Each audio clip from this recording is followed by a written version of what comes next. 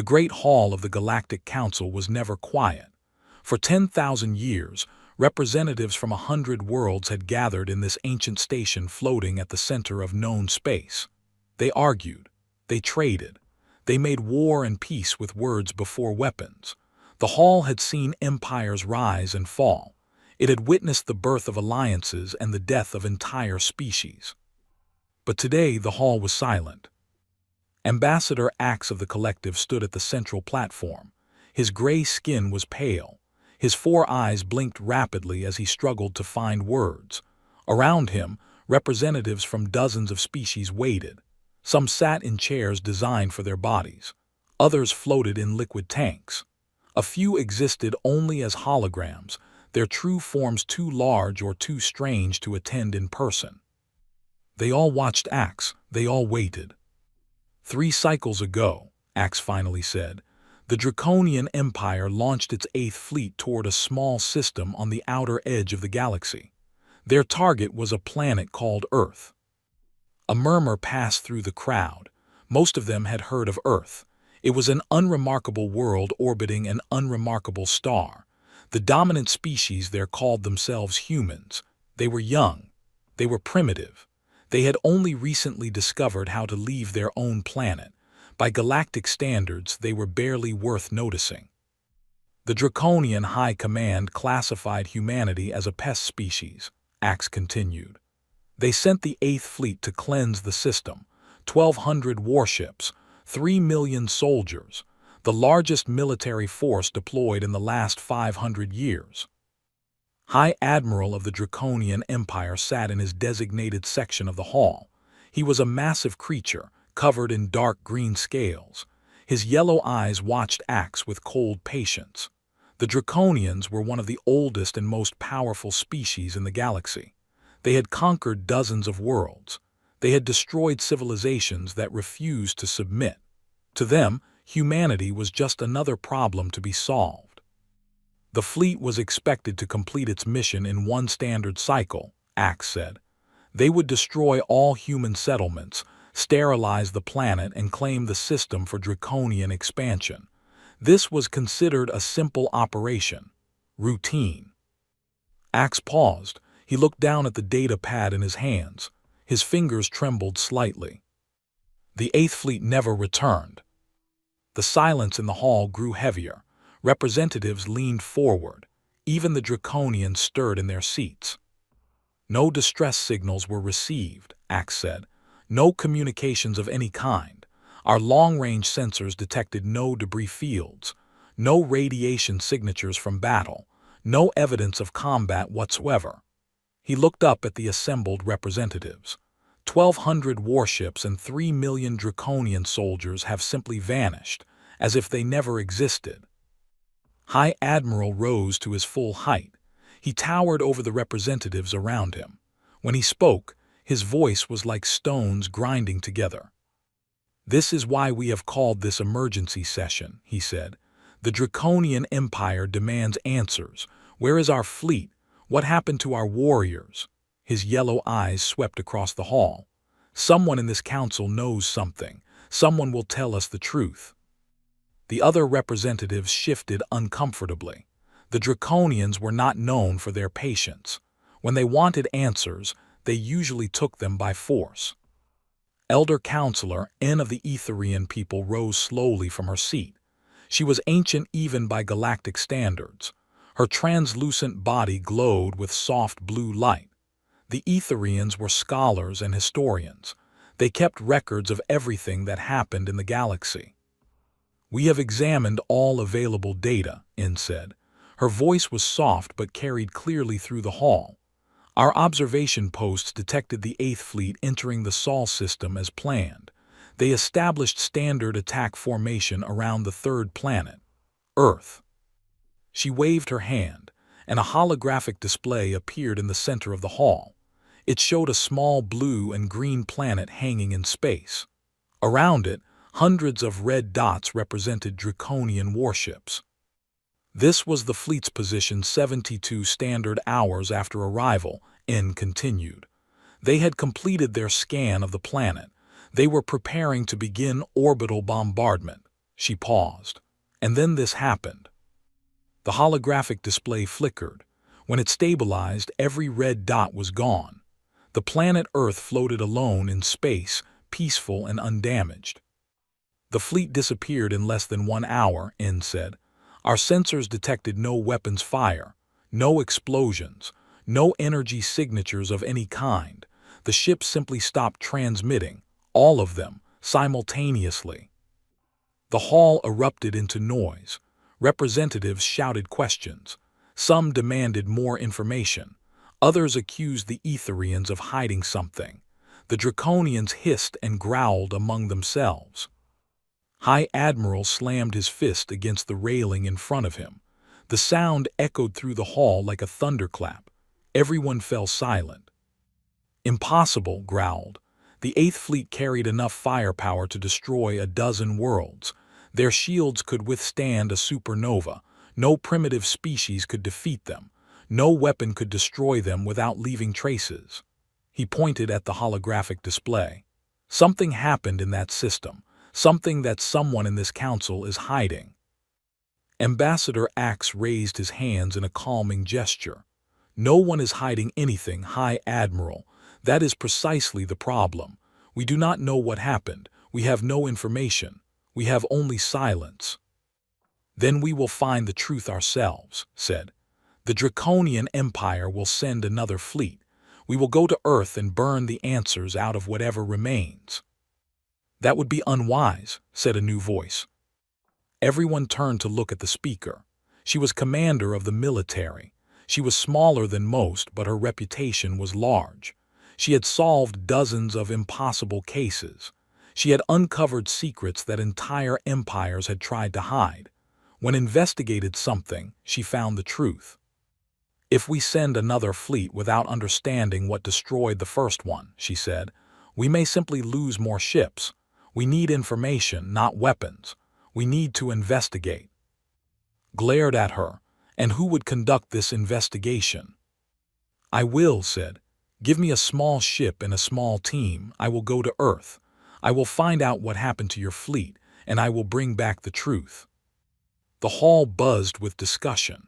The idea had merit. A small investigation team would be less threatening than a battle fleet. They might learn things that an army never could. Elder Counselor N nodded slowly. The Etherian people support this proposal.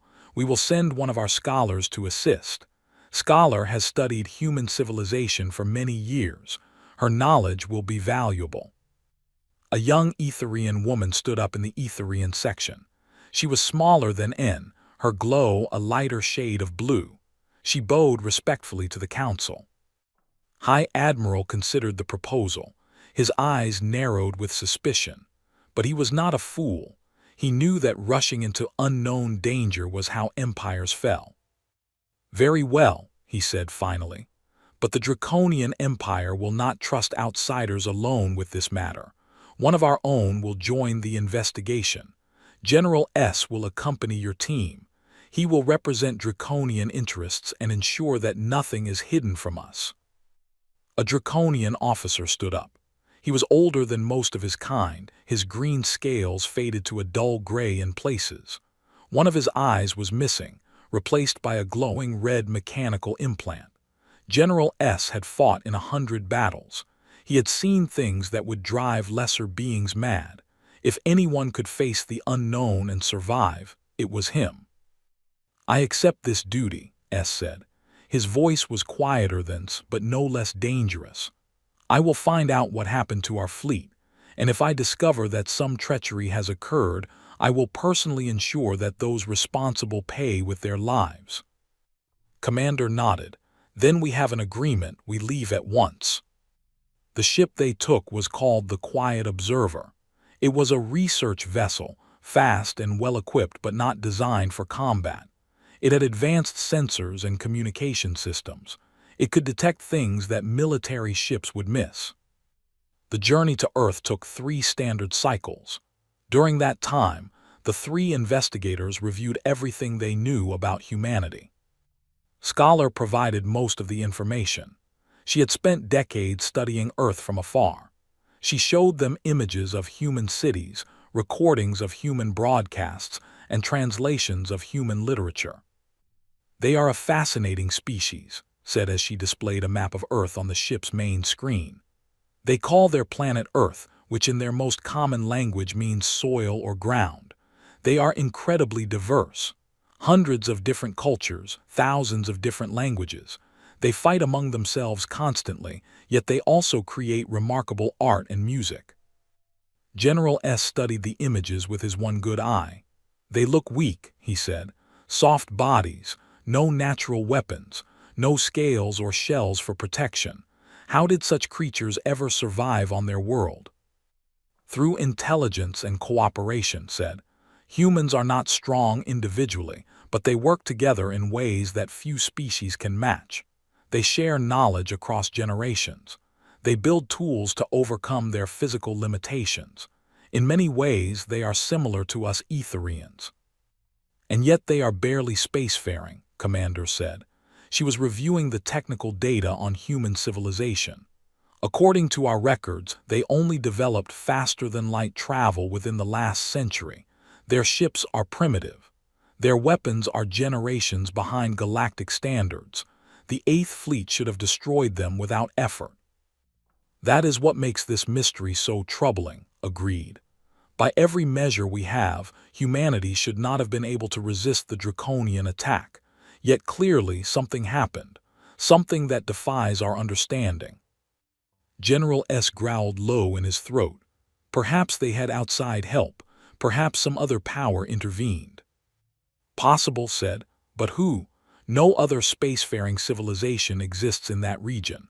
The nearest council member is and we certainly did not intervene." She shook her head. "No, whatever happened was something else entirely, something we have not encountered before." The quiet observer dropped out of faster-than-light travel at the edge of the Sol system. Immediately, their sensors began scanning for any sign of the Draconian fleet. They found nothing. No ships, no debris, no residual radiation. The system was clean. "This is wrong," S said. He leaned over the sensor display, his mechanical eye whirring as it analyzed the data. "Even if the fleet was completely destroyed, there should be something left. Fragments, energy traces, bodies." He slammed his fist against the console. "You cannot make 1,200 ships simply disappear." "Apparently," said quietly, "someone can." As they moved deeper into the system, they began to pick up other signals. Human communications, radio and video transmissions, traffic between Earth and various orbital stations. "They are still here," said with obvious surprise. "The humans survived. Not just survived, they appear to be thriving." The sensor display showed Earth surrounded by satellites and space stations. Human ships moved between them, going about their normal business. There was no sign of war, no sign of destruction, no sign that anything unusual had happened at all. "Impossible," S breathed. "The fleet would have reduced that planet to ashes. Every city should be burning. Every human should be dead." Instead, Earth floated peacefully in space, its blue oceans and green continents clearly visible. Lights twinkled on the night side, marking the locations of major cities. It was beautiful. It was completely intact. "We are being hailed," announced. She looked at her console with confusion. "It is a human transmission. They are welcoming us to their system and asking us to identify ourselves." The three investigators exchanged glances. They had expected many things. They had expected to find a dead world or a burning wreck. They had expected hostility or fear. They had not expected a polite welcome. "Respond," said. "Tell them we are a Galactic Council investigation team. We are here to inquire about recent events." She sent the message and waited. The response came quickly. "Council investigators, this is Earth Traffic Control. We have been expecting you. Please proceed to the following coordinates for docking. Representatives of the United Earth Government will meet you upon arrival. We hope your journey was pleasant." The message ended. The coordinates appeared on their navigation system, pointing toward a large space station in Earth orbit. S stared at the message. His remaining eye was wide with disbelief.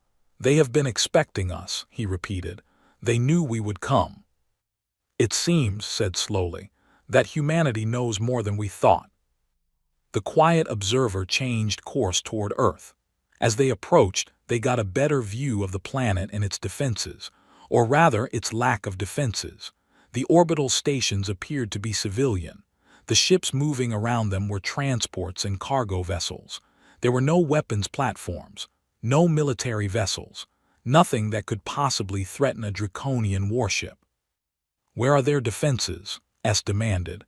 "Where are the weapons that destroyed our fleet?" No one had an answer. They docked at the station without incident. The docking process was smooth and professional, no different than arriving at any civilized port in the galaxy. A human greeted them through the airlock, smiling warmly and gesturing for them to follow. The human was a young male with brown skin and dark hair. He wore a simple uniform and carried no visible weapons. He did not seem afraid of them, even though S towered over him and could have killed him with one blow. "Welcome to Earth," the human said. "My name is David. I will take you to meet Director. She handles all matters related to galactic affairs." "Where is your military?" S demanded. "Where are your weapons?" David looked at him with calm eyes. "We have no need for such things here, General. This is a peaceful station." He smiled again. "Please follow me. The Director is waiting." They followed the human through clean corridors filled with other humans going about their daily lives.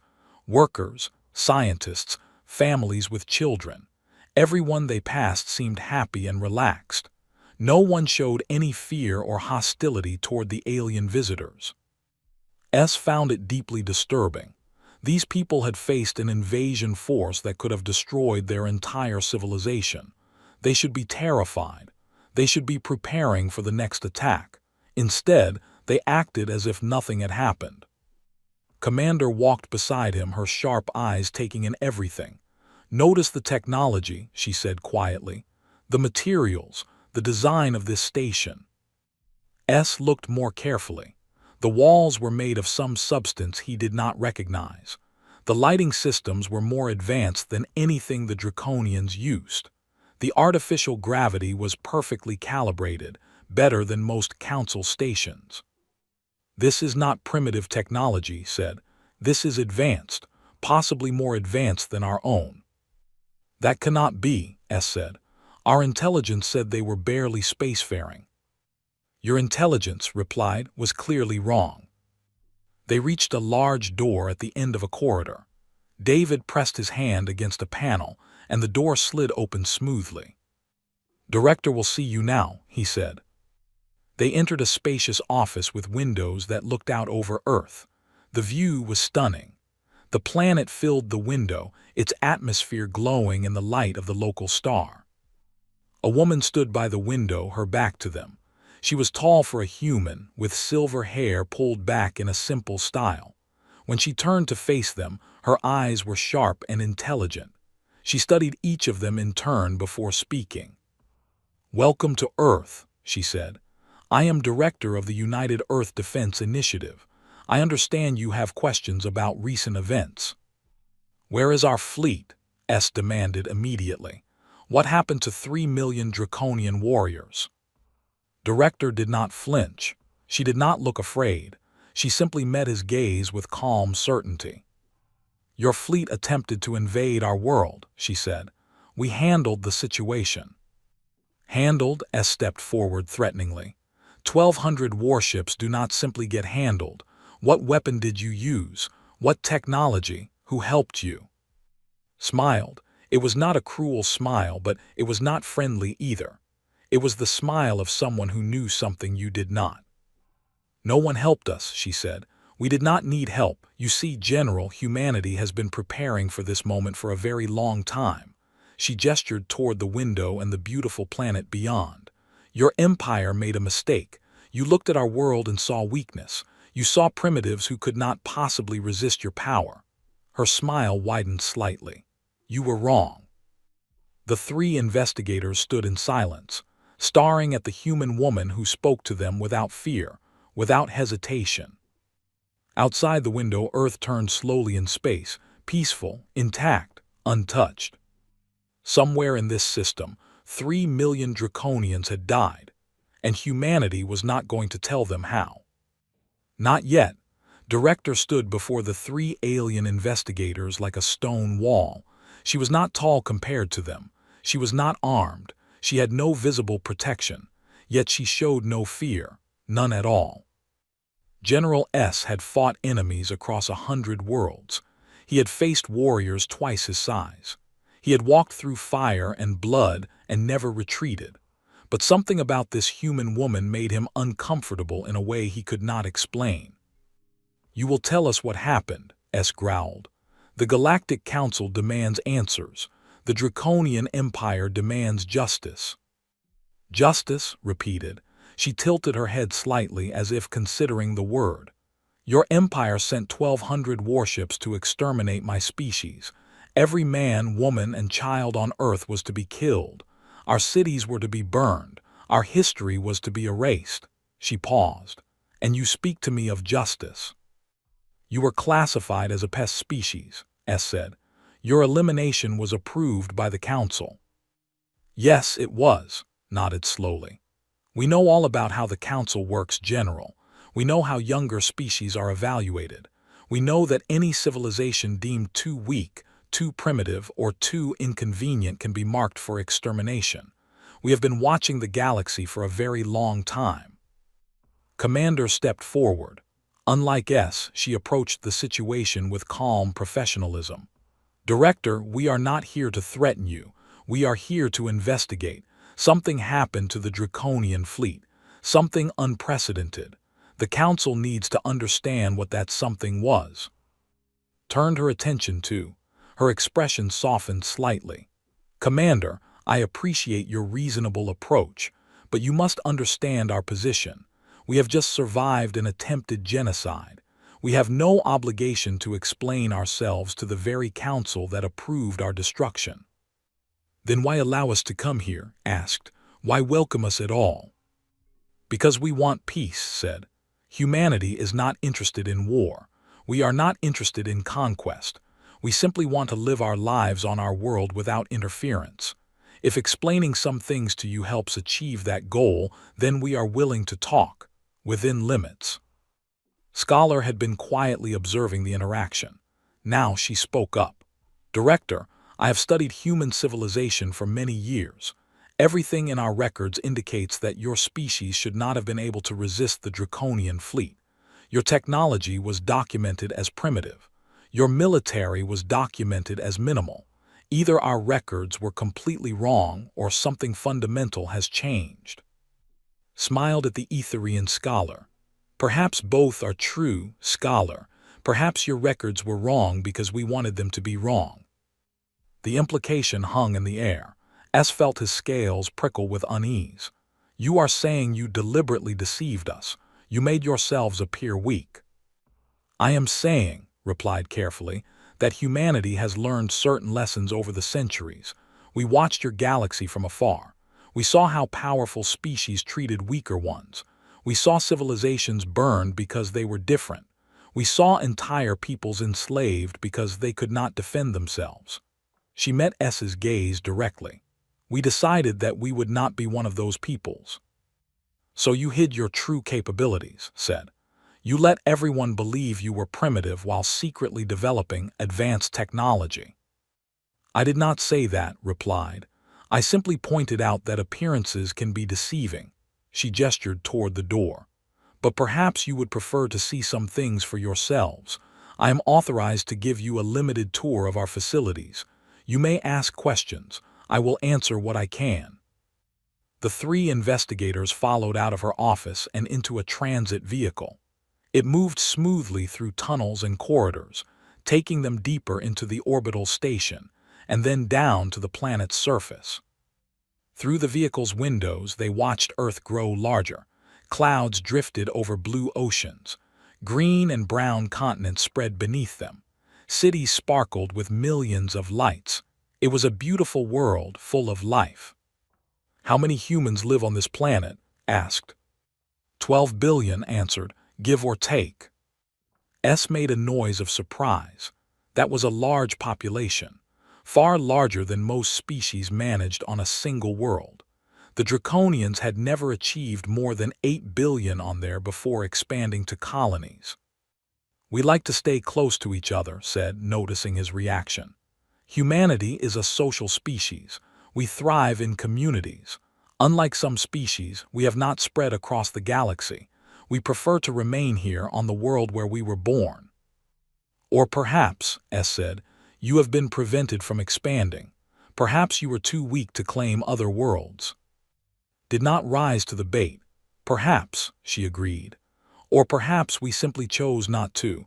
Not every species measures success by the number of worlds they conquer, General." The vehicle descended through the atmosphere and landed in a city that identified as Geneva. It was a beautiful place, built around a large lake with snow-capped mountains in the distance. The buildings were tall and elegant, made of glass and steel, and materials the investigators did not recognize. What struck them most was how peaceful everything seemed. People walked through the streets without urgency. Children played in parks. There were no soldiers, no visible weapons, no signs of military presence at all. "Where is your army?" S demanded as they walked through the city. "Where are the defenses that protected you from the fleet?" "Our defense systems are not visible from here," said. "They are not the kind of defenses you are imagining." "What does that mean?" Did not answer. Instead, she led them to a large building with the words United Earth Government carved into its stone facade. Inside, they were taken to a conference room where more humans waited for them. "These are some of our leading scientists and historians," said. "They will help answer your questions, within the limits I mentioned." An older human man stepped forward.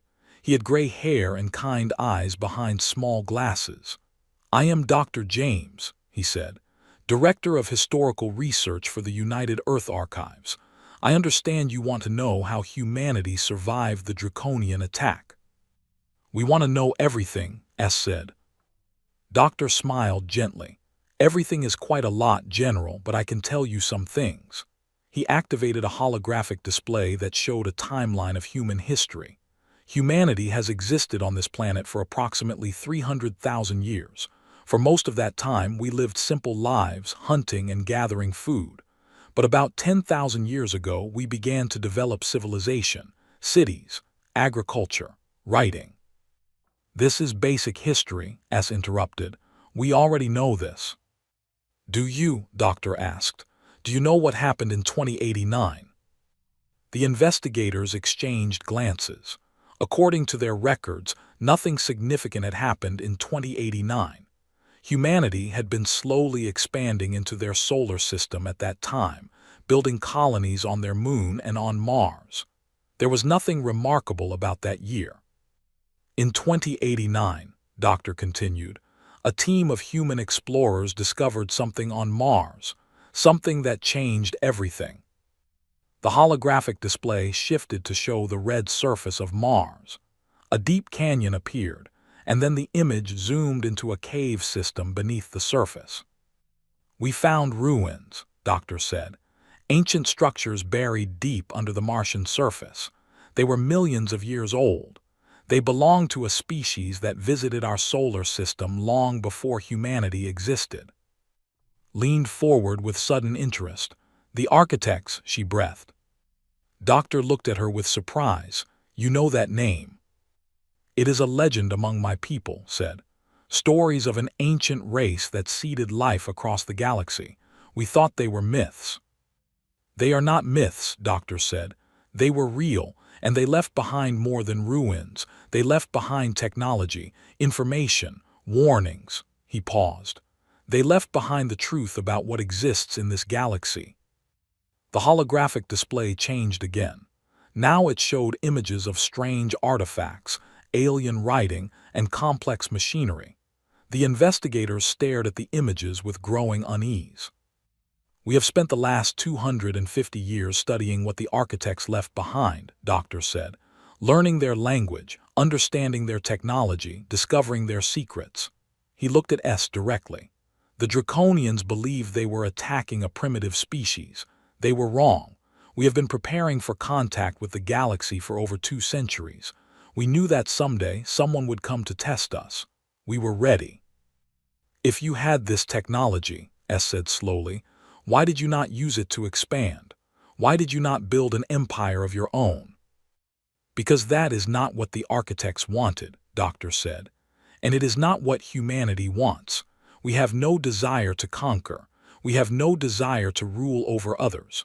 We simply want to be left alone to live our lives in peace. Then why hide? Commander asked. Why let the galaxy believe you were weak? Director answered this question. Because of species like the Draconians, she said. We watched the galaxy. We saw how advanced civilizations reacted to potential rivals. Any species that showed signs of rapid development was attacked, absorbed, or destroyed. The powerful do not like competition. She spread her hands. We decided it was better to appear harmless, to let everyone underestimate us, to prepare in secret. Prepare for what? S asked.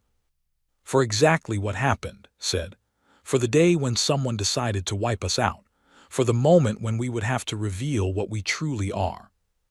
The implications were staggering. For over 200 years, humanity had been secretly developing advanced technology while the rest of the galaxy ignored them. They had weapons and capabilities that no one knew about. And they had used those capabilities to destroy the mightiest fleet the Draconian Empire had ever assembled. What did you do to our ships? S asked. His voice was quieter now, more uncertain. What weapon did you use? And Doctor exchanged a look. Something passed between them, some silent communication that the investigators could not interpret. That information is classified, said finally. I told you there were limits to what we would share. The Council will demand full disclosure, said. They will not accept partial answers. The Council approved our extermination, replied. They have no moral standing to demand anything from us. Her voice was calm but firm. We will share some information with you because we want peace, but we will not reveal everything. Some secrets are too dangerous. Too dangerous for whom? S growled. Met his gaze steadily. For everyone. Over the following days, the investigators were given access to certain parts of human civilization. They visited museums and universities. They spoke with scientists and ordinary citizens. They observed human society from the inside. What they found was confusing. The humans seemed genuinely peaceful. They had no military academies, no warrior culture, no history of galactic conquest. Their schools taught cooperation and understanding. Their governments worked together through a unified world council. They had eliminated most of their internal conflicts centuries ago. And yet they had destroyed an invasion fleet without losing a single life. Scholars spent most of her time in the archives. She had been granted access to historical records that had never been seen by outsiders. What she discovered there shocked her. She found records of human conflicts from before their unification, wars that had killed millions, weapons that could destroy entire cities in seconds. Humanity had a violent past, perhaps more violent than most species in the galaxy. But they had changed. Somewhere in their history, they had made a collective decision to end the cycle of violence. They had put aside their differences and worked together as one species. They had channeled their aggression into other pursuits: science, art, exploration.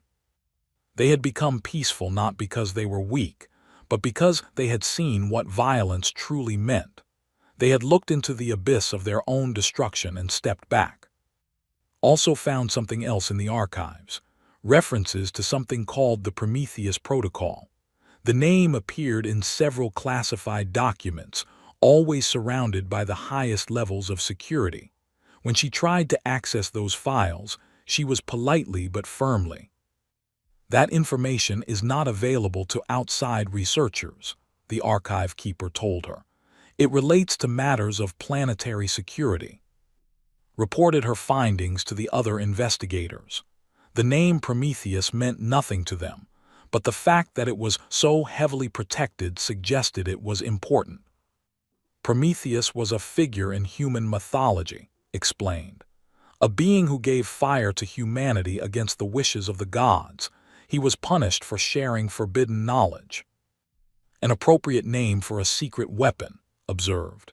Something that gave humanity power they were not supposed to have. General S. had been growing increasingly frustrated. Every question he asked was met with polite evasion. Every demand for information was redirected.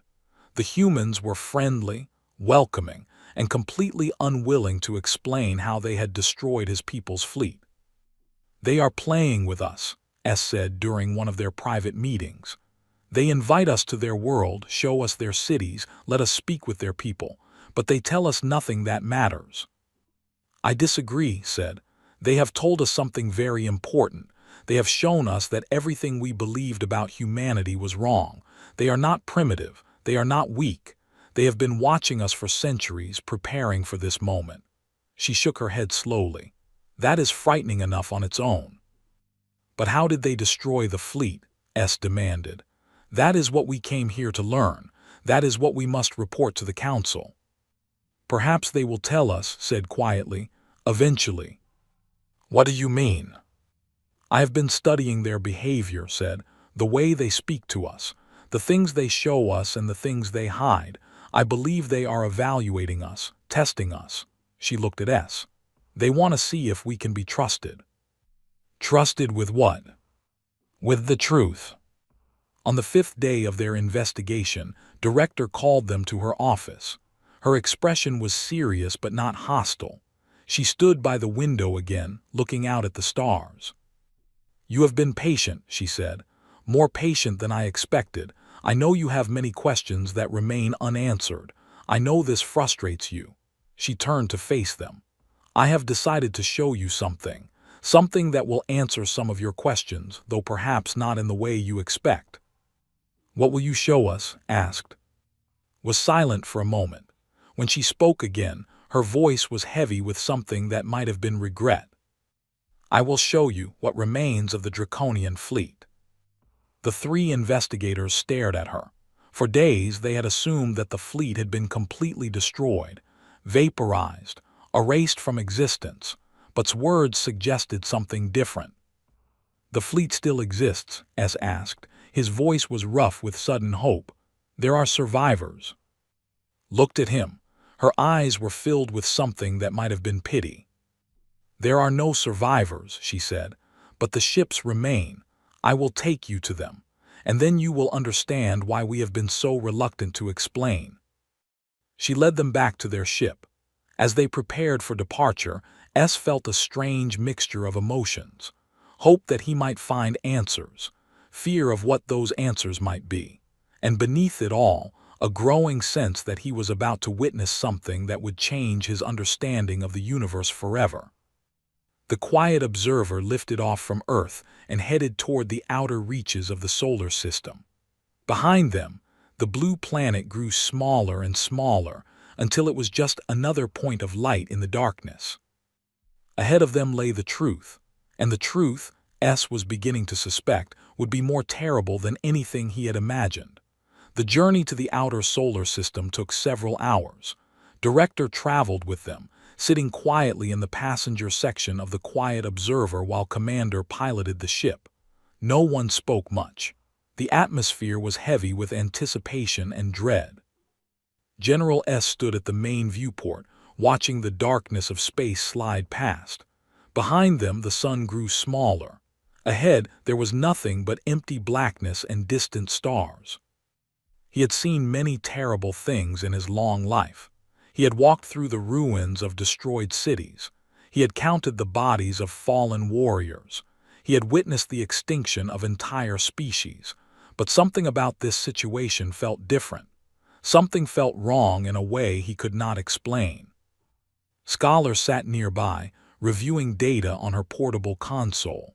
She had been unusually quiet since they left Earth. Whatever she had discovered in the human archives had disturbed her deeply. She had not shared all of her findings with the others. "We are approaching the belt," Commander announced. "This is the outer region of the human solar system, mostly ice and rock. Very few ships come out this far." "That is why we chose it," said. It was the first time she had spoken since they departed. It seemed appropriate, a place of cold and darkness. "Appropriate for what?" S asked. Did not answer, she simply pointed toward the viewport. "Look." At first, S saw nothing, just the empty black of space, scattered with distant stars. But then the ship's sensors painted highlighting marks on the display, and he saw them. Ships, hundreds of ships, thousands of ships, Draconian warships arranged in perfect formation, floating silently in the void. The Eighth Fleet. All 1,200 vessels were there. Battleships and cruisers, destroyers and carriers, troop transports and supply vessels. Every ship that had been sent to destroy humanity floated in the darkness, exactly where they had been placed. They were intact, not a single hull breach, not a single burn mark, no signs of battle damage whatsoever. The ships looked like they could power up and fly away at any moment. But they did not move. They did not respond to any signals. They were completely dark, completely dead, completely silent. "Impossible," S breathed. He pressed his face against the viewport, staring at the ghost fleet with his one good eye. "They are undamaged, all of them. How can this be?" "We did not damage them," said quietly. "We had no need to. The ships were never the threat. The threat was the people inside them." S turned to look at her, his mechanical eye whirred as it analyzed her expression. "What do you mean?" "The fleet arrived in our system with weapons charged and shields raised," explained.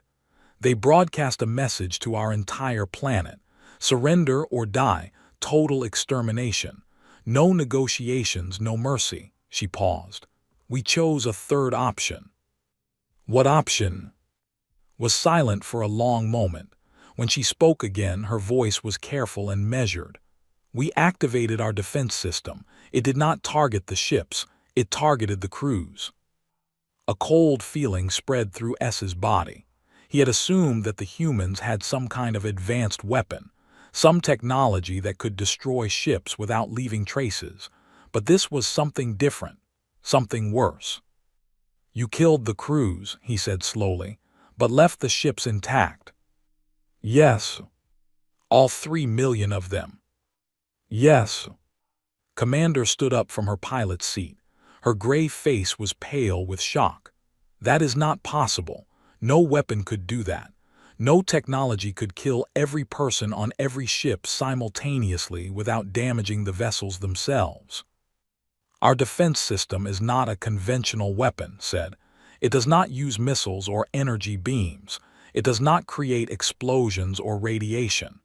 She looked at the floating fleet through the viewport. "It is something entirely different." General S felt his heart's beating faster. 3 million Draconian warriors, 3 million of his people, killed without a fight, without a chance to defend themselves, without even understanding what was happening to them. "I want to see," he said. "I want to board the flagship and see for myself." Nodded slowly. "I expected you would. That is why I brought you here." She turned to, "Commander, please dock with the vessel designated as the Fleet Command Ship, the large one in the center of the formation."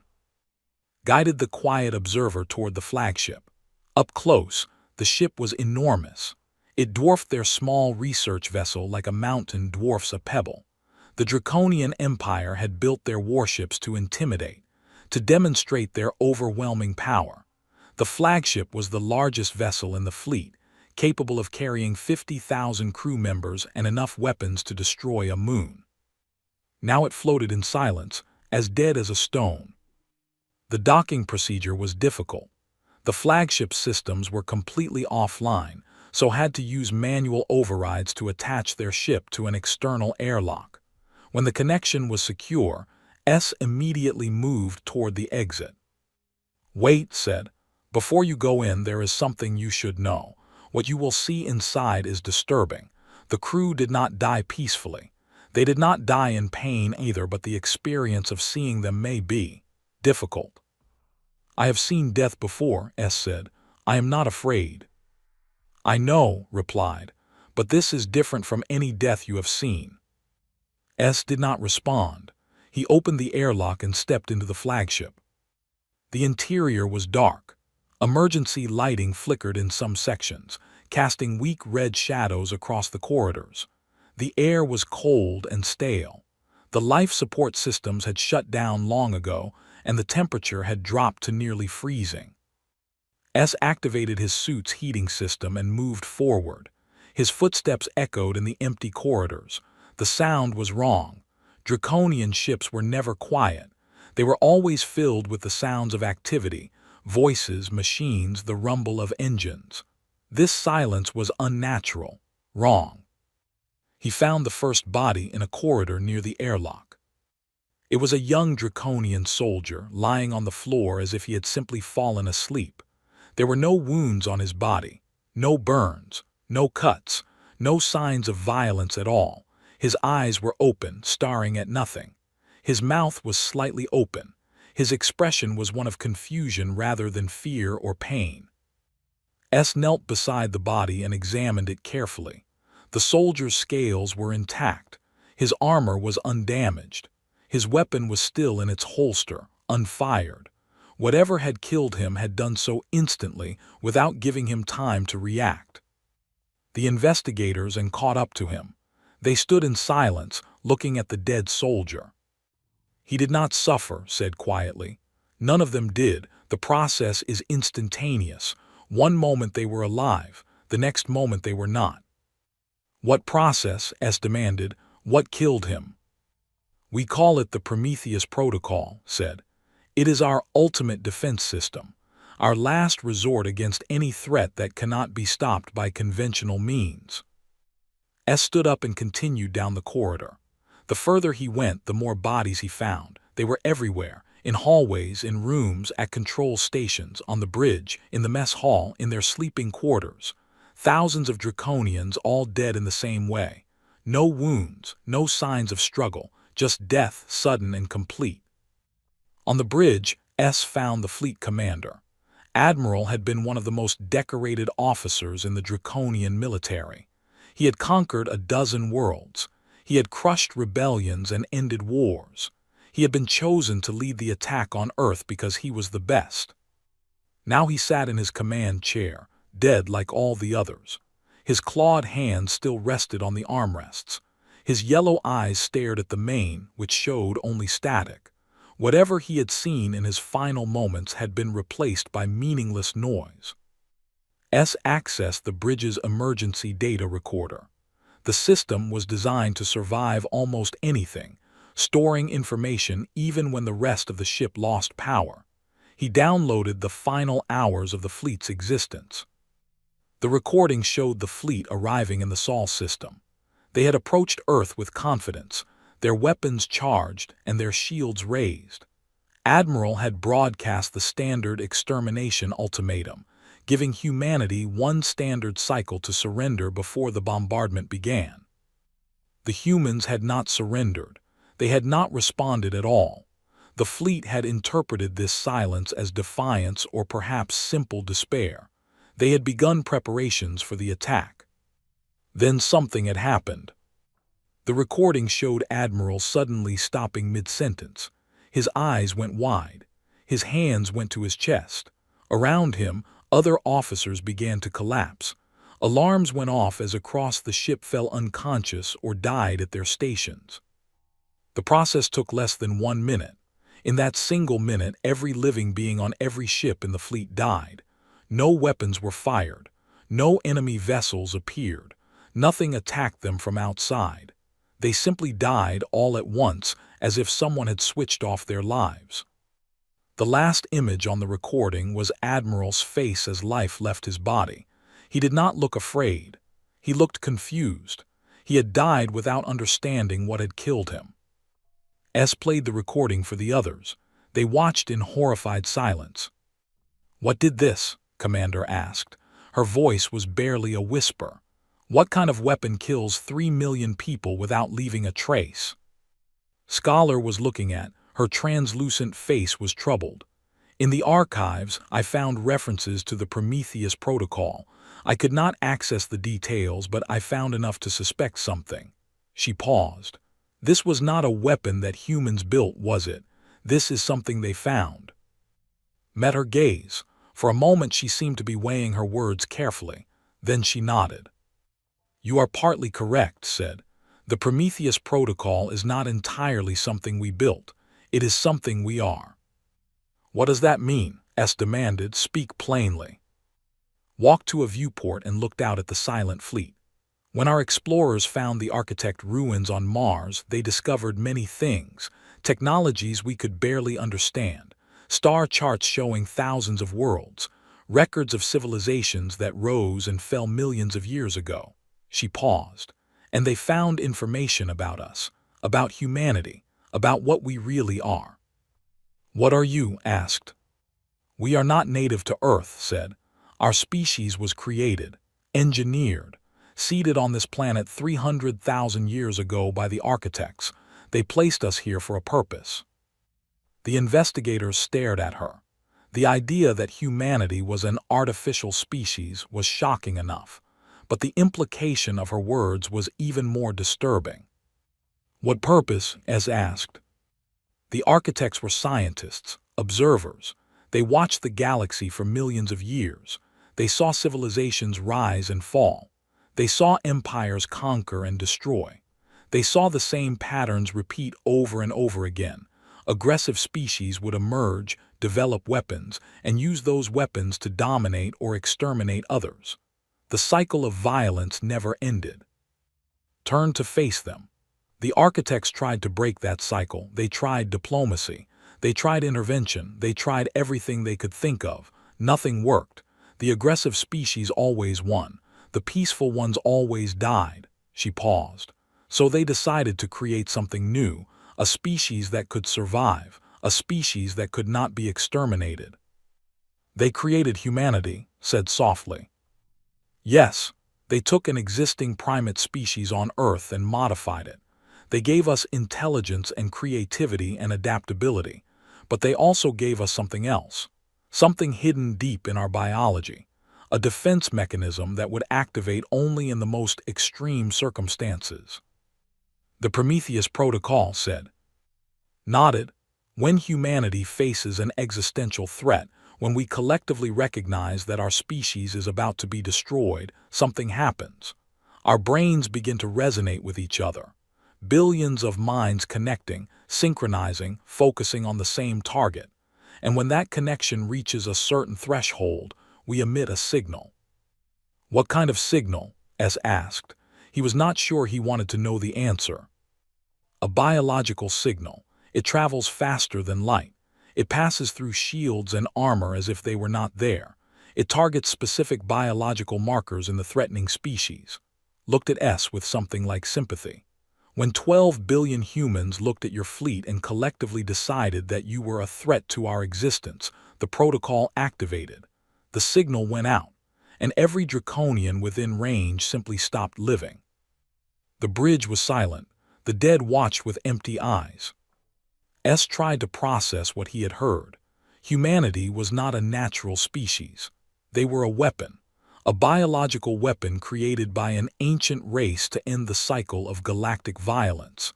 And when the Draconian Empire had tried to destroy them, they had triggered that weapon. "You killed 3 million of my people," S said. His voice was hollow, with nothing more than a thought. "It was not a thought," said. "It was survival. 12 billion people facing death together, refusing to die. The protocol is not something we consciously control. It is a reflex, a response to genuine existential threat." She paused. "Your fleet came to kill every human being alive. The protocol responded to that threat. It is regrettable, but it was not chosen." "Can it be used again?" asked. "Could you do this to other species?" "Yes," admitted, "but only if they threaten our extinction. The protocol requires genuine existential fear from the entire population. It cannot be faked or manufactured. It cannot be used for conquest or aggression. It is purely defensive. But it can be used, said. Any species that attacks Earth will suffer the same fate. Yes. Then humanity is untouchable, said. No one can attack you. No fleet can threaten you. You are immune to invasion. That is correct, said. And that is why we are sharing this information with you. We want the galaxy to understand. Humanity does not seek conflict. We do not want to kill anyone, but we cannot be destroyed. Anyone who tries will face the same fate as the Eighth Fleet. She gestured at the silent ships around them.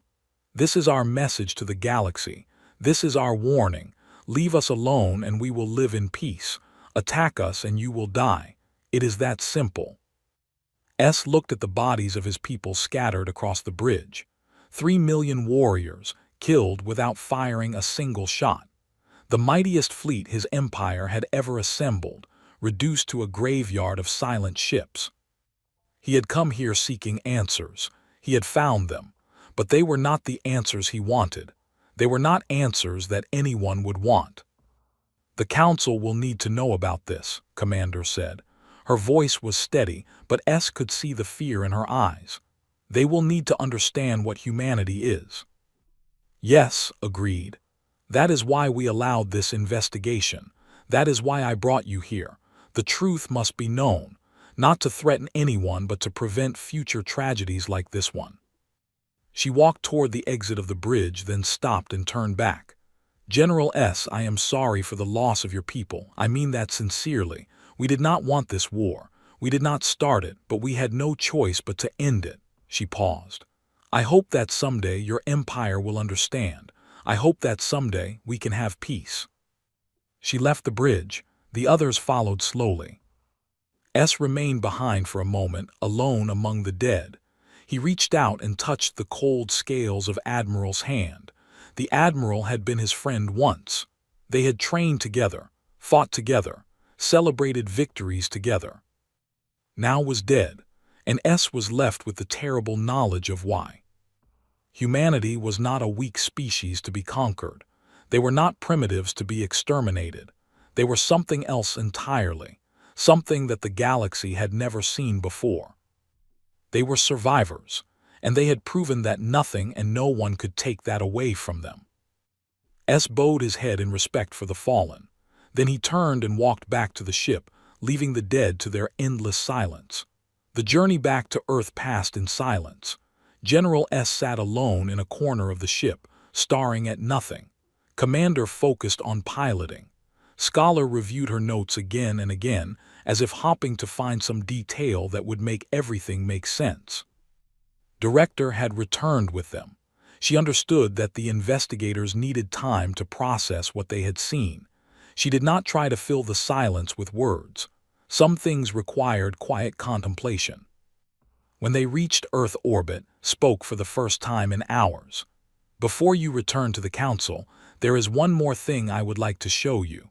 One more piece of the truth that I think you need to understand. What more could there be? S asked. His voice was tired and empty. You have already told us that humanity is a weapon, that your species was created to kill. What else is there to know? The context said, you know what the Prometheus Protocol does, but you do not yet understand why the architects created it. You do not know the full story. She paused. I think you deserve to know. I think the galaxy deserves to know. And exchanged glances. They had seen enough horrors for one day, but they were investigators.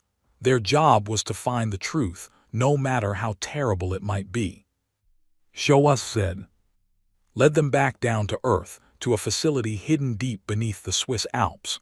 The mountains rose above them, ancient and silent, their peaks covered in snow. The entrance to the facility was disguised as a simple maintenance building. Inside, elevators descended kilometers into the rock. This is the archive, explained as they descended. It is where we store everything we recovered from the architect ruins on Mars. The technology, the records, the history of a species that shaped the galaxy millions of years before any of us existed. The elevator doors opened onto a vast underground chamber. It was filled with artifacts arranged in careful displays, strange machines, glowing crystals, objects that easy description. But the most impressive display was at the center of the chamber, a massive holographic projection system surrounded by chairs and consoles. "This is where we first learned the truth about ourselves," said. "This is where we discovered what the architects intended for us." She activated the projection system.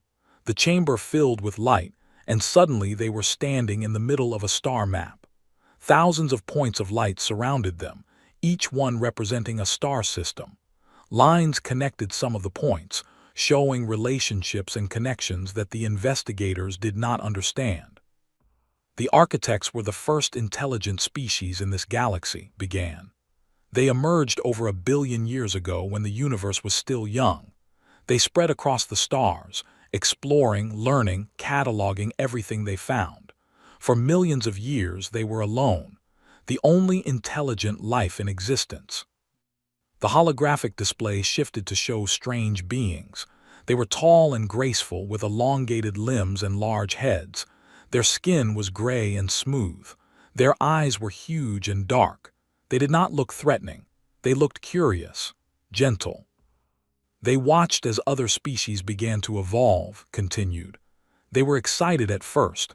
They hoped to find companions, friends, others who shared their love of knowledge and discovery." She paused. "They were disappointed."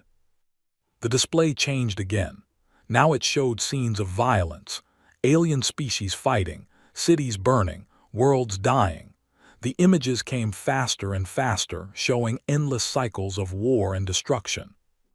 Every intelligent species they encountered eventually turned to violence. Aggression was the rule, not the exception. Species would develop technology, and then they would use that technology to conquer and destroy. The architects tried to intervene. They tried to teach peace. They tried to stop the killing. Shook her head. It never worked. The aggressive species always won. The peaceful ones always died. And eventually, even the architects themselves came under attack. Scholar stepped forward. Her translucent form glowed brighter as she absorbed this information. "The legends among my people speak of this.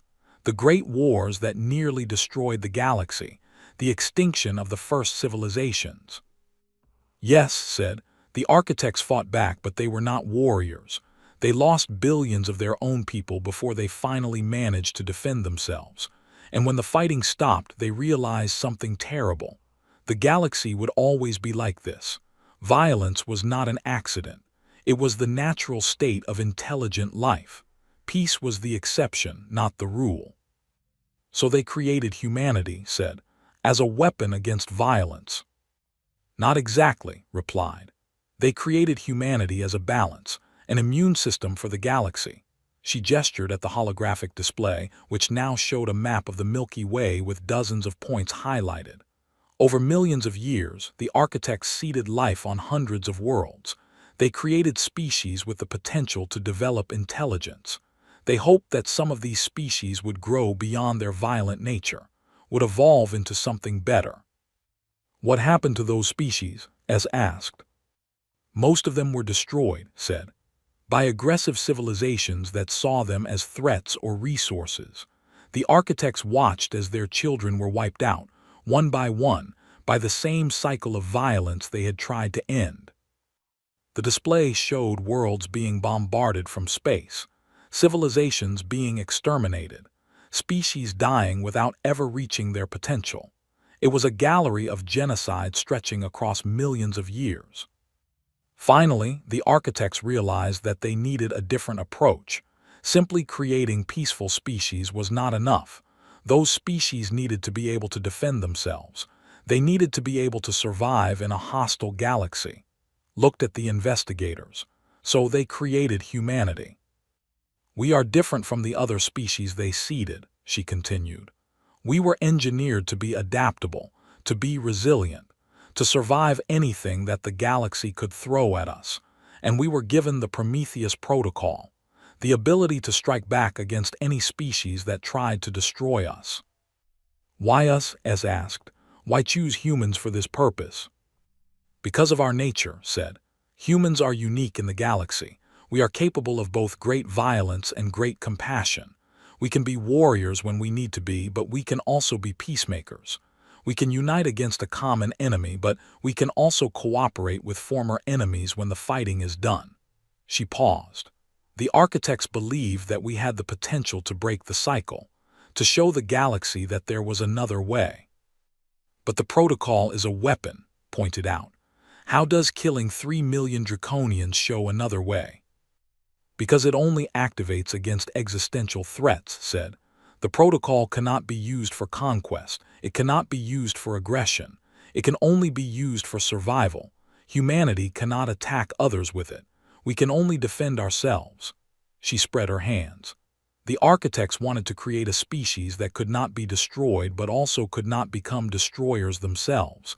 They wanted to create a balance. Was studying the holographic display with intense focus. This explains why you remained hidden for so long, why you pretended to be primitive. You were waiting. Yes, admitted. We discovered what we were in 2089 when we found the architect ruins. At first, we did not believe it. We spent decades verifying the information, trying to understand what it meant. And when we finally accepted the truth, we had to decide what to do with it. You could have revealed yourselves then, said. You could have told the galaxy what you were. And what would have happened? Asked. If we had announced to the galaxy that we were an engineered species with the power to kill any attacker, how do you think the Council would have responded? How would the Draconians have responded? How would any aggressive species have responded? The investigators were silent. They knew the answer. An announcement like that would have been seen as a threat. It would have provoked exactly the kind of attack that the Draconians had eventually launched. So we waited, continued. We hid our true capabilities. We pretended to be weak and primitive. We let the galaxy ignore us while we prepared for the inevitable day when someone would decide to test us. And the Draconians were that test, S said bitterly. Yes, we did not choose them. We did not provoke them, but when they came to destroy us, we had no choice but to respond. Met his gaze directly. I know that you are angry. I know that you want revenge for your people. But ask yourself this. If the situation were reversed, if the Draconian Empire had a defense that could stop any attack, would they not use it? Would any species not use it? S had no answer. He knew that his own people would have used any weapon available to protect themselves. They had done so many times in their history. The only difference was that humanity's weapon was more effective than anything the Draconians could have imagined. What happened to the architects? Asked suddenly. Where are they now? His expression became sad. They are gone. They left this galaxy millions of years ago. By that time they had grown tired of the endless violence. They had seen too much death. They had tried too many times to bring peace and failed. She paused. Before they left, they created us. We were their last hope, their final attempt to leave something good behind. Where did they go? Asked. We do not know. Their records indicate that they plan to travel to another galaxy, to start fresh somewhere new, to try again with different species in a different place. Shook her head. We have no way of knowing if they succeeded. We may never know. So humanity is alone, said. The last children of a dead race. We are not their only children, corrected. They seeded life on many worlds. Some of those species survive today. Some of them are represented in the Galactic Council. She smiled slightly. The architects hoped that someday their children would find each other, would recognize their common heritage, would work together to create the peace that the architects could never achieve. Is that what you want? S asked. Peace. Yes, said simply. That is all we have ever wanted. We did not ask to be created. We did not choose to be a weapon. But since we are what we are, we have decided to use our existence for good. We will defend ourselves if we must, but we will never attack others. We will trade and share knowledge with any species willing to do the same. We will help build the peaceful galaxy that the architects dreamed of." "And if species refuse?" S asked. "If they see you as a threat and attack anyway?" "Then they will die," said. Her voice was sad but certain. "We cannot change what we are. We cannot disable the protocol. Even if we wanted to make ourselves vulnerable, we could not. The defense is built into our biology at the deepest level. It is part of what makes us human." She turned off the holographic display. The chamber returned to normal, the artifacts of the architects standing silent in their cases. "That is the full truth," said. "Humanity was created to be an immune system for the galaxy. We eliminate existential threats without being able to become threats ourselves. We are the architect's answer to the problem of violence." She paused. "I know it is not the answer you wanted. I know it raises more questions than it answers, but it is the truth."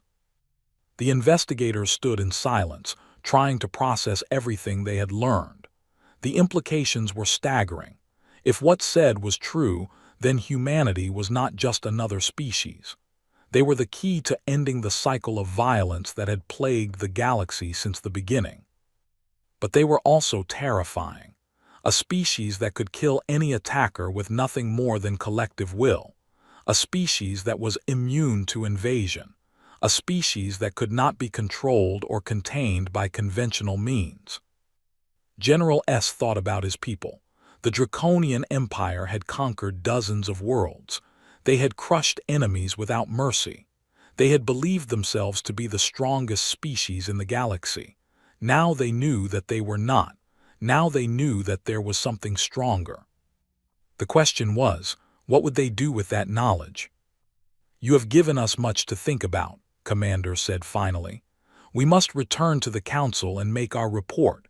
They will want to discuss the implications." "I understand," said.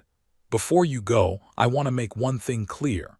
Humanity is not interested in joining the Council. We have no desire to participate in galactic politics. We simply want to be left alone to live our lives in peace." "The Council may not accept that," warned. "Some species will see you as a threat that must be dealt with. Any species that attacks us will meet the same fate as the Draconian fleet," said. "This is not a threat. It is simply a statement of fact. The protocol cannot be reasoned with or negotiated with. It responds to genuine threats automatically." She paused. "I am telling you this so that you can warn others, so that no more lives are lost needlessly." "And if we do not attack," S asked, "if my people swallow their pride and leave you alone, what then?" "Then we can be friends," said. "Or at least neighbors who respect each other's boundaries. We have much to offer the galaxy. Technologies that the architects left behind. Knowledge that could benefit everyone. We are willing to share if others are willing to receive." S considered her words. He thought about the dead fleet floating in the outer system. 3 million warriors who had died for nothing. Pride had killed them. Arrogance had killed them. The belief that no one could resist draconian power had killed them. Perhaps it was time for a different approach. "I will report what I have seen truthfully," S said. "I will tell my people what humanity is. I will recommend that we pursue peace rather than vengeance." He met S' gaze. "But I cannot guarantee that my words will be heeded. The Draconian Empire does not forgive easily." "I understand," said. "All I ask is that you try. Give peace a chance before choosing war." S nodded slowly. It was not much of a promise, but it was something. A small seed of hope in a situation that had seemed hopeless. The investigators returned to their ship. As they prepared to leave Earth orbit, approached one last time. "The architects created other species as well," she said. "You mentioned that some of them survive today. Are my people among them?" Smiled. "We have found evidence that suggests the Etherians may share some genetic markers with architect technology. Your translucent bodies, your long lives, your dedication to knowledge and history." She paused. "It is possible that your people are also children of the architects. Another attempt to create something better." Absorb this information in silence. The idea that her people might share a heritage with humanity was startling, but it was also somehow comforting. They were not alone in the universe. They were part of a larger family created by beings who had hoped for peace. "Thank you," said, "for sharing the truth with us. I know it was not easy." "The truth is never easy," replied, "but it is necessary. I hope that what you have learned here will help create a better future for all of us." The quiet observer departed from Earth orbit. As they flew toward the edge of the solar system, the investigators looked back at the small blue planet that had changed everything. Humanity had revealed themselves. They were not what anyone expected. They were not weak or primitive. They were not aggressive or conquering. They were something entirely new, a species created to survive, a species created to end violence. Now the galaxy would have to decide how to respond. Commander set course for the Galactic Council Station. The journey would take several days. During that time, they would prepare their report. They would decide how to present what they had learned. They would try to find words that would help others understand. But deep down, they all knew that words might not be enough. The galaxy had a long history of violence. Species did not change overnight. Old enemies did not become friends simply because someone told them a story. The truth about humanity would spread, and when it did, the universe would never be the same. The Galactic Council chamber had never been so full. Representatives from every known species had gathered to hear the investigation report. Some had traveled for weeks to be here. Others watched through holographic links from their distant. The fate of Earth, and perhaps the fate of the entire galaxy, would be discussed today. Commander stood at the central platform, the same place where Ambassador Axe had announced the disappearance of the Draconian fleet months ago. Beside her stood Scholar and General S. They had agreed to present their findings together, each offering their own perspective on what they had witnessed. High Admiral sat in the Draconian section, his yellow eyes fixed on the investigators. He had heard preliminary reports about their findings. He knew that the news was not what his empire wanted to hear, but he had agreed to let the full presentation proceed before responding. Ambassador Axe called the chamber to order. The murmuring of hundreds of voices slowly died down until silence filled the great hall. "We gather today to hear the official report on the destruction of the Draconian 8th Fleet," Axe announced. "Commander will present the findings. I remind all representatives that questions will be held until the presentation is complete." Stepped forward. She took a deep breath. Everything she was about to say would change the political balance of the galaxy. She hoped she was up to the task. "Council members," she began, "what I am about to tell you will be difficult to believe. Some of you will deny it. Some of you will fear it. Some of you will refuse to accept it. But I swear on my honor as an officer that everything I say is true. Scholar has the evidence. General S has witnessed it firsthand. There is no deception here, only truth." She activated the holographic display system. Images of Earth appeared, floating in the center of the chamber. The planet Earth is home to a species called humanity. Until recently, they were classified as primitive, barely spacefaring, and of no significance to galactic affairs. This classification was wrong. Humanity has been deliberately hiding their true capabilities for over 250 years. The display changed to show the architect ruins on Mars. Strange artifacts and alien writing filled the images. In the year 2089 by their calendar, human explorers discovered ruins on their neighboring planet. These ruins belong to the architects, an ancient species that predates all known civilizations by millions of years. From these ruins, humanity learned technologies that they kept secret from the galaxy. They also learned the truth about their own origins. Murmurs rippled through the chamber. The architects were considered legends by most species. The idea that they were real, that their artifacts existed, was startling. "Humanity was created by the architects," continued. "They were engineered as a species with a specific purpose. They were designed to survive any threat, no matter how powerful, and they were given a defense mechanism that cannot be defeated by conventional weapons. The display changed again. Now it showed the silent Draconian fleet floating in the belt. Gasps echoed through the chamber as representatives recognized the ships. The Draconian Eighth Fleet was not destroyed in the traditional sense. Every ship is intact, every system is functional, but every crew member is dead. 3 million Draconian soldiers died simultaneously, without wounds, without damage to their vessels, without any sign of combat. High Admiral rose from his seat. How, he demanded, what weapon could do this? It is not a weapon in any traditional sense, said. The humans call it the Prometheus Protocol. It is a biological defense mechanism built into human genetics by the architects. When humanity faces a genuine existential threat, when their entire species recognizes that extinction is possible, the protocol activates automatically. She explained the rest of it, the collective human consciousness, the signal that passed through shields and armor, the targeted biological effect that killed the threatening species while leaving everything else untouched. As she spoke, the chamber grew more and more agitated. Some representatives shouted questions, others demanded proof. A few looked terrified. The Draconians sat in rigid silence, their scales tight with tension. General S. stepped forward to add his testimony. I have walked through the flagship of our fleet, he said. His voice was heavy with grief. I have seen the bodies of our warriors. They died without pain, but they died completely. Every ship, every soldier, all of them. He paused. I did not want to believe it, but I have seen the evidence with my own eyes. The humans speak the truth. Scholar presented her findings from the human archives.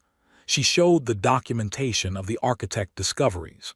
She explained the genetic markers in human biology that supported their claims.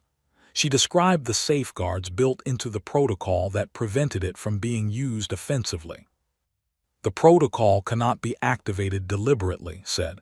It responds only to genuine existential fear shared by the entire human population. It cannot be used for conquest. It cannot be used for revenge. It is purely defensive. That is still a weapon, High Admiral argued.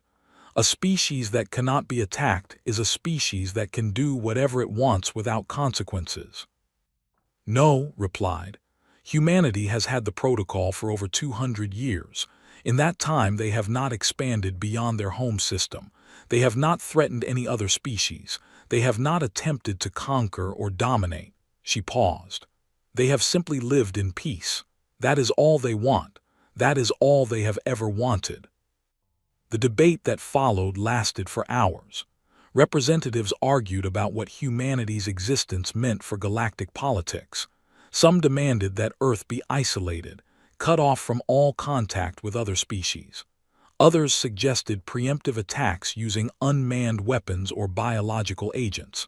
A few argued for acceptance and cooperation. Through it all, the investigators stood firm. They answered questions patiently. They repeated the evidence as many times as necessary. They refused to speculate about things they did not know. Finally, High Admiral rose to speak again. The chamber fell silent. The Draconian Empire was the most powerful military force in the galaxy. Their response to this situation would determine much of what happened next. Looked old. His green scales had lost some of their color. His eyes seemed tired in a way that S had never seen before.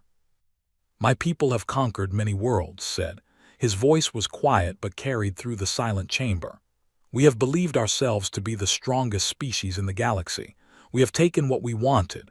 We have destroyed anyone who stood in our way. He paused. Now we have encountered a species that we cannot conquer, a species that we cannot threaten, a species that has killed 3 million of our warriors without firing a single shot. He looked around the chamber at the representatives of 100 species.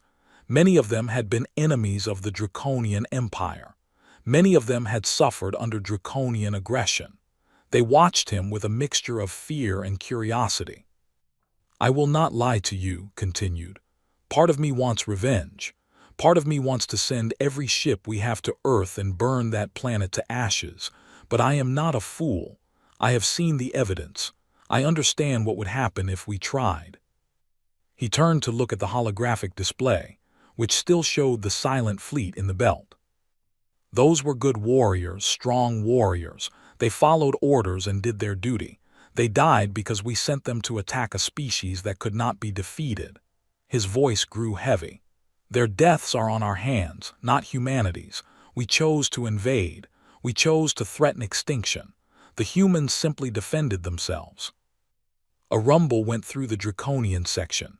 Some officers looked angry, others looked confused, but none of them challenged their High Admiral.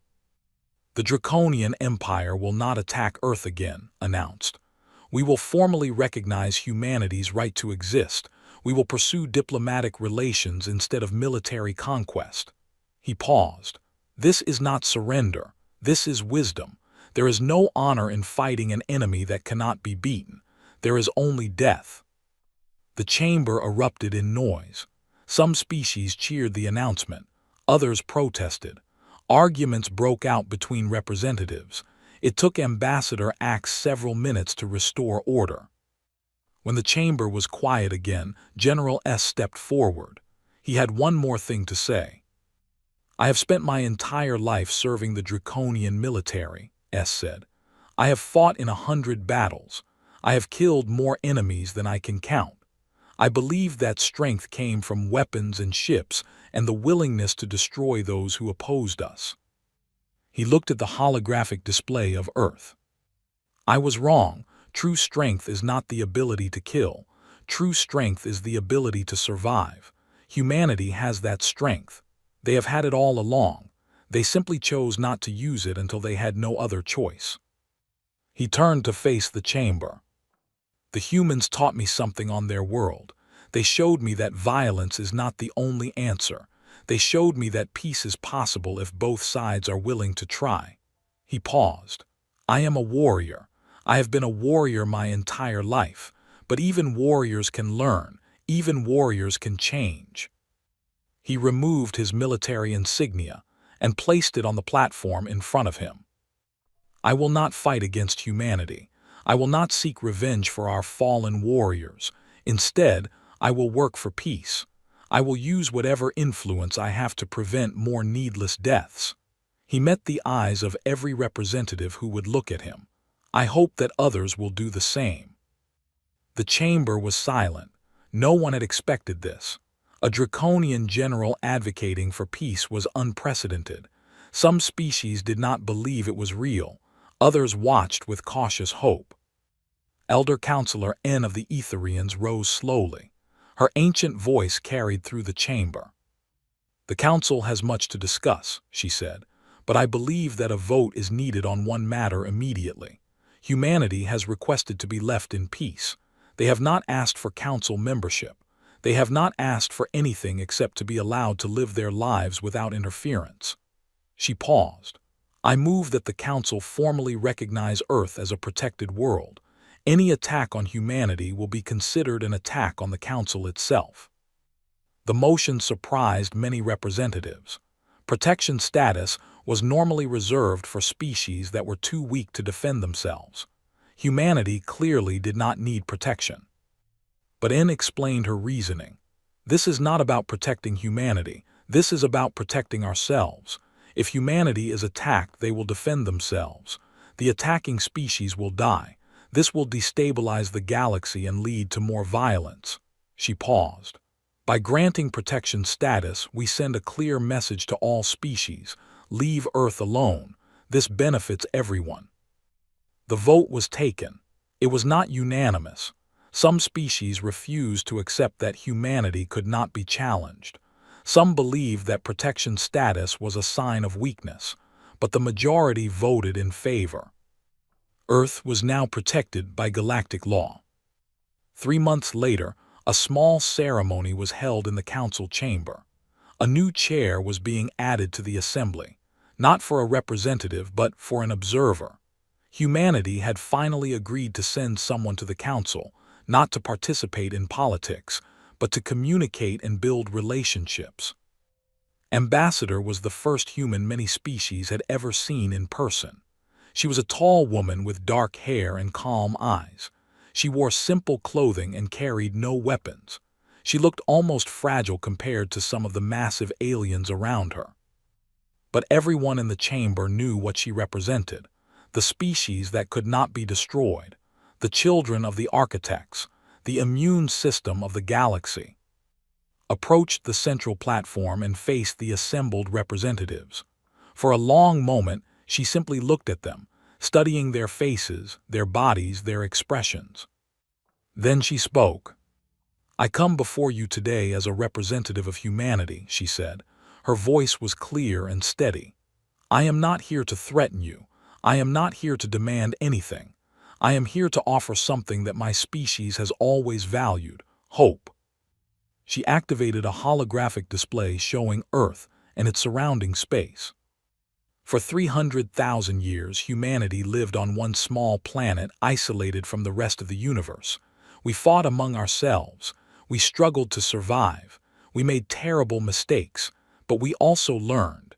We grew. We became something better than we were.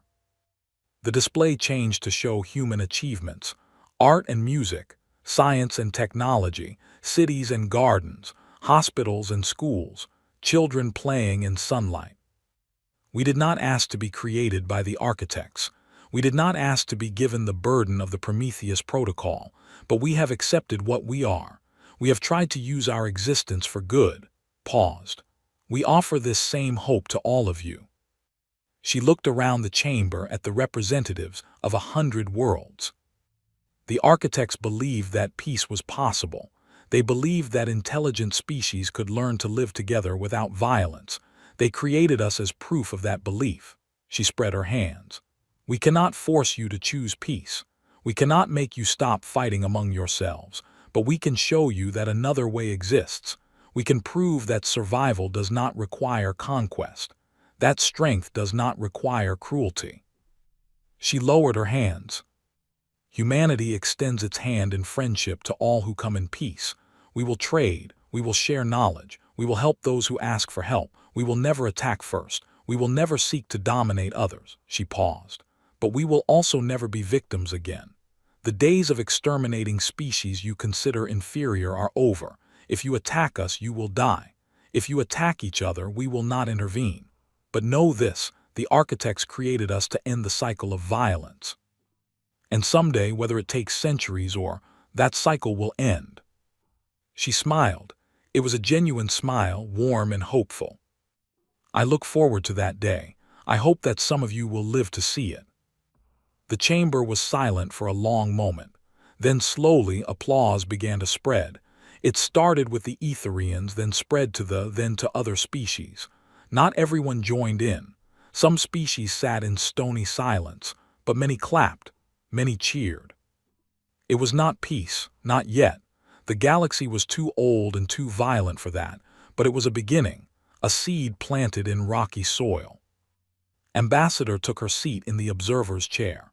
She was surrounded by aliens who had once planned to ignore or destroy her species. Now they looked at her with a mixture of fear and respect.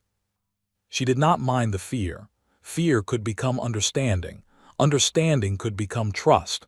Trust could become friendship. Humanity had waited 300 years for this moment. They could wait longer if necessary. Time was on their side. Far from the council chamber, far from Earth, far from all known space, something stirred in the darkness between galaxies. Ancient sensors detected a signal that had traveled millions of light years, a confirmation that something long awaited had finally occurred. The architects had left more than humanity behind. They had left watchers, monitors, systems designed to track the progress of their final experiment. Deep in the void, a dormant machine received the signal and began to wake. It processed the information slowly, comparing it against parameters set millions of years ago. The signal indicated success. The species had survived its first true test. The Prometheus Protocol had functioned as designed. The cycle of violence had been broken, at least in one small way. The machine considered this information. Then it began to transmit. Across the impossible distances between galaxies, a message went out, a report to its creators, wherever they might be. The message was simple: experiment complete, species viable, awaiting further instructions. Whether anyone would ever receive that message was unknown. Whether the architect still existed to respond was uncertain. But the message was sent nonetheless, traveling through the darkness toward an unknown destination. Back on Earth, 12 billion humans went about their daily lives. They worked and loved and raised children. They created art and made discoveries. They looked up at the stars and wondered what the future might bring. They did not know about the message traveling through the void. They did not know that their existence was part of a larger plan that stretched back millions of years. They knew only that they had survived, that they were free, that they had a place in the universe. And perhaps that was enough. Perhaps survival was all that mattered. Perhaps the rest would take care of itself, given enough time. Humanity had endured, and now, for the first time in their history, they faced a future without fear. Not because they were strong enough to destroy their enemies, but because they were strong enough to survive anything the universe could throw at them. The architects had given them that gift. Now it was up to humanity to use it well. The stars waited, the future beckoned, and somewhere in the great wheel of the galaxy, a new story was just beginning.